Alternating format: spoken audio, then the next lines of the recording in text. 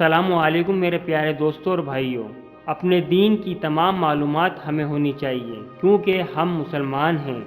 اللہ کا بہت بڑا کرم ہے کہ اللہ نے ہم سب کو مسلمان کے گھر میں مسلمان پیدا کیا اور نبی کریم صلی اللہ علیہ وآلہ وسلم کی امت میں جگہ دی، جو ہمارے لیے بڑے فخر کی بات ہے۔ اللہ پاک ہمیں اپنے نبی کریم صلی اللہ علیہ وآلہ وسلم کی سنت پر عمل کرنے والا بنائے۔ اللہ پاک ہمارے تمام گناہ معاف عطا فرمائے، آمین۔ بے شک اللہ بخشنے والا اور بڑا مہربان ہے۔ حضرت آدم علیہ السلام کا ذکر قرآن پاک میں مندرجہ ذیل مقامات پر آیا ہے۔ نمبر 1، پارہ اول سورۃ البقرہ رکوع نمبر 4۔ نمبر 2، پارہ 6 سورۃ المائدہ رکوع نمبر 5۔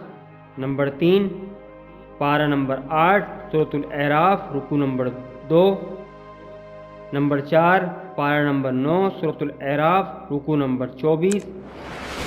نمبر 5، پارہ نمبر 14 سورۃ الحجر رکوع نمبر 3۔ پارہ نمبر 15 سورۃ البنی اسرائیل رکوع نمبر 7۔ نمبر 7، پارہ نمبر 15 سورۃ الکہف رکوع نمبر 7۔ پارہ 16 سورۃ الطٰہٰ رکوع نمبر 7۔ نمبر 9، پارہ 21 سورۃ السجدہ رکوع نمبر 1۔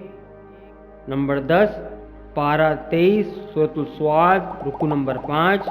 نمبر 11، پارہ نمبر 27 سورۃ الرحمن رکوع نمبر 1۔ اگر یہ ویڈیو آپ کو میری اچھی لگی ہو دوستو، پلیز میرے چینل کو سبسکرائب کریں، لائک کریں اور شیئر کریں۔